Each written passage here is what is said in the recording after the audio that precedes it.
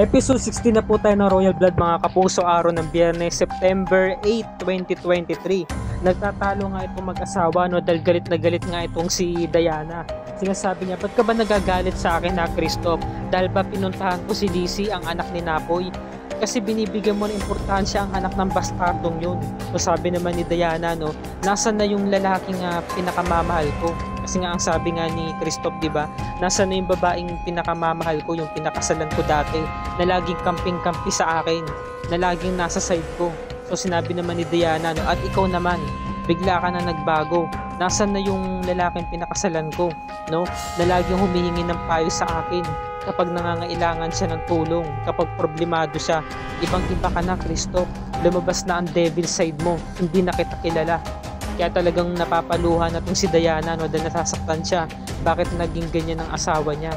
Samantalang natalo itong si Christoph, di ba? Hindi na siya nakipag-argument, kaya nagwala, nagtabog na naman. Napaka-attitude talaga hanggang siya napapaluhan na rin at pinunasan yung kanyang luha. Samantalang si Diana umalis na at iniwan siya. Ito namang si Napoy, talagang nananalangin. Lagi niyang sinasabi, Lizzie, pakiusap, gumising ka na. Pwede bang ngayon na, gumising ka na para maging masaya na si tatay? Alam mo, Lizzie, kapag nagising ka, lahat ng mga balloons bibiling ko sa'yo, gaya ng pasalubong ko sa'yo.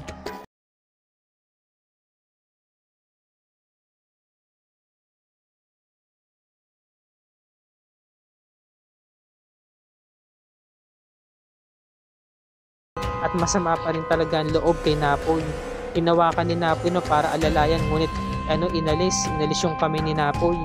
At nung umupo ito sa tabi ni Lizzie, umiiyak ito at tinahawak-hawakan ng ulo nga ni Lizzie. Sana nga magkapatawaran na sila, Ngayon paglabas ni Napoy, nagulat siya. Nasa labas pala si Sargento at binalita nga niya, sabi nga niya, naiulat na po namin ito kay Miss Riales sa kapatid ninyo na meron nag-tampered ng brake ng sasakyan niya. Sinadya po ito, meron po talagang gustong manakit sa kanila. O sabi naman ni Napoy, merong gustong pumatay kay Beatrice kaya nadama yung anak ko. Ganun na nga po, babalikan pa po namin ng site para sa iba pang investigasyon. So nagalit talaga si Napoy, nag-walk out, inubad yung yung suit niya, Galit na galit siya, parang gusto niyang pumatay dahil nadama yung anak niya. Tapos noon, ayan na, nandito na tayo sa may chapel na kung saan nagdarasal itong si Margaret. Mag-isa lamang siya. Nagsindi na siya ng kandila. Ngayon, ang ginawa naman ni Beatrice, bumalik na ng bahay para puntahan itong si Margaret kasi alam niya na itong si Margaret lang talaga ang may gawa nito. Diba? Kaya kung ba sila napahamak ni Lizzie, kinumpronta niya. Sabi, ganyan ka na ba talaga, ha? Kaya mong makapanakit? Talagang gagawin mo yun? Nasirain yung brake ng sasakyan ko para mapahamak ako? Alam mo, pwede ka naman lumaban ng patas eh. Hindi yun ang dadamay ka ng bata. So nagulat si Margaret, Noong unang tinanong niya kay Beatrice, sabi niya, I heard na naaksidente ka. So naalala nga ni Beatrice, na yung mga panahon na pinapalakas niya ang loob nito ni Margaret, sabi niya, gumanti ka, bumangon ka, gantihan mo ko, saktan mo ko, maggantihan tayong dalawa habang tayo nabubuhay. Naalala niya, di ba? Hinamon niya kasi si Margaret. Kaya nung ito'y nakabangon na, oras na ng kanyang paghiganti. So nangyari na nga yung kinatatakutan niya mangyari. Ginawa na nga ni Margaret. Ngayon ang sabi naman ni Margaret, stop accusing me nang wala kang basihan o wala kang ebidensya. Hindi mo alam ang sinasabi mo. Sinabi ni Margaret, talagang pinabulaan niya. Hindi talaga siya nagtapat kasi yun mismo yung nagsabi nun. Tapos natatakot si Beatrice, nanginginig siya dahil nagtugma yung alaala niya, di ba, yung flashback niya. Hindi niya sukat akalain na magagawa yun ni Margaret.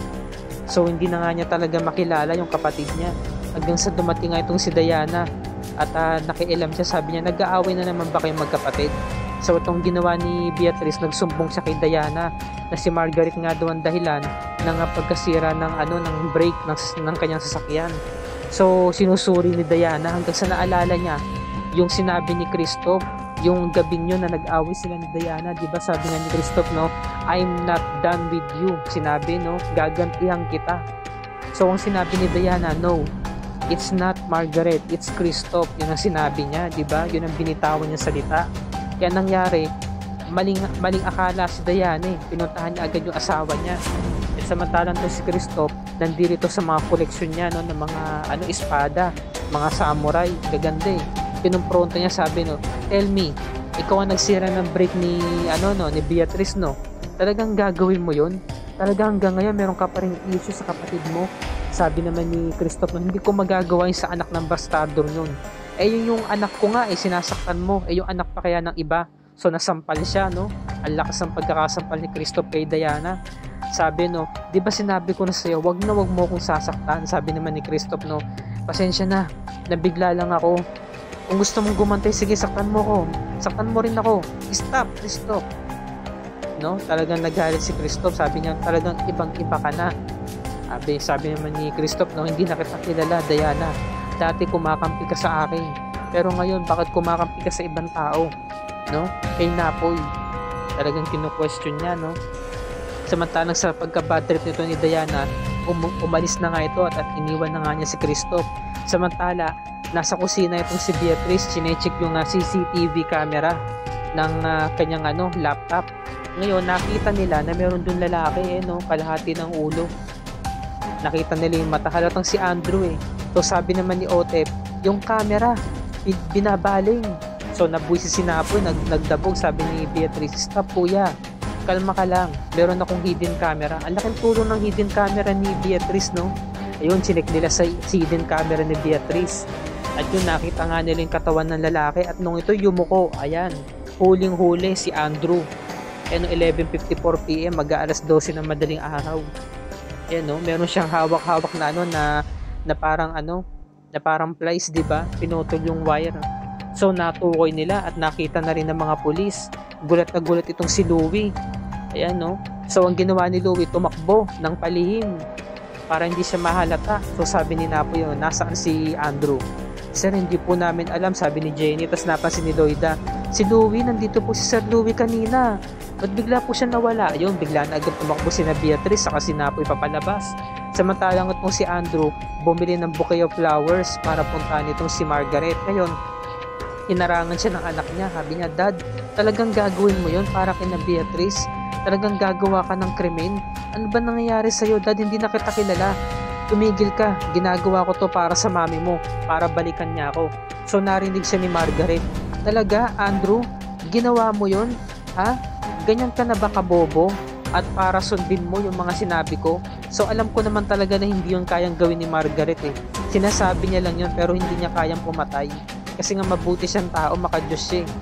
Ngayon, naalala kasi ni Andrew yung mga sinabi ni Margaret, kaya sinabi niya, ginawa ko, nagawa ko na para balikan mo ko, 'di ba? So nagalit si Margaret at nanginginig siya sa takot na kaya talagang gawin yun ni Andrew. Sabi niya, no, Louie, call the police now.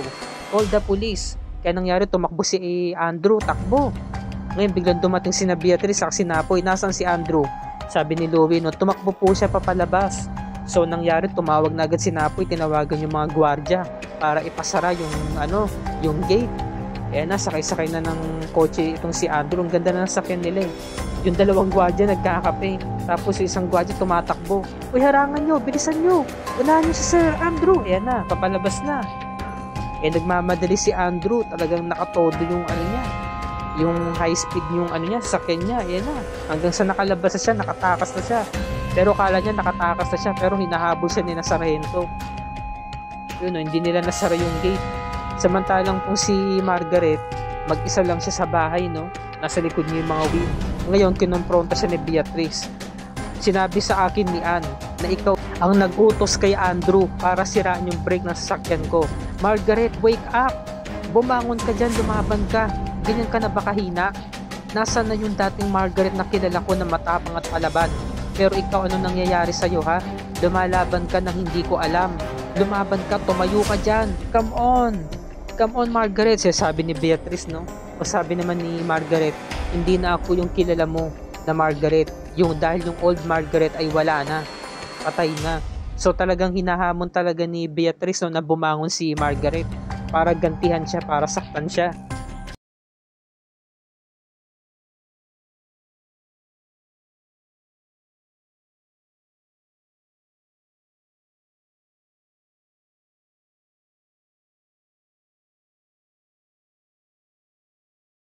umiiyak siya.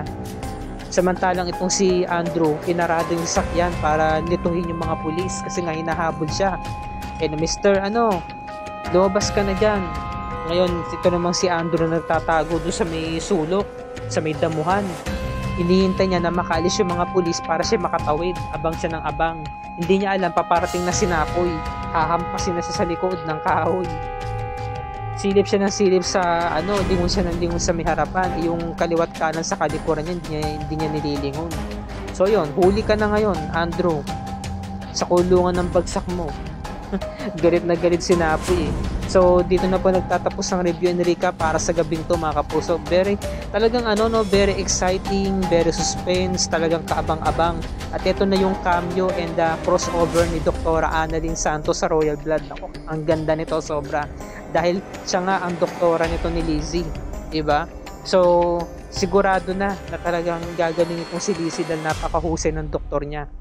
Samantalang itong isang hardinero nila saka si Jenny, nakita nila itong sina Emil saka si Manang Cleope, nalaman nila na mag-ina pala. Ngayon, nireport nila ito kay Beatrice. Yung lihim nila, nalaman na ng buong mansyon.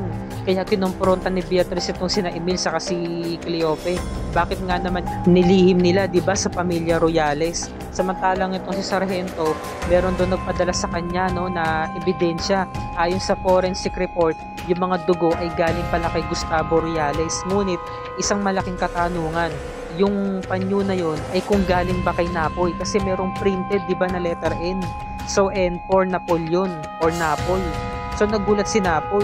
Tingin ko kay Napoy talaga yung panyo na yun eh. Pero parang piniframe up lang siya, 'di ba? Pero meron kasing bahid ng dugo. Yung dugo na yun galing do kay Gustavo. Ayon nga sa report, 'di ba? So malalaman natin mga kapuso kung ano ba yung susunod na mangyayari. Kasi madidiin na naman dito ang ating bida.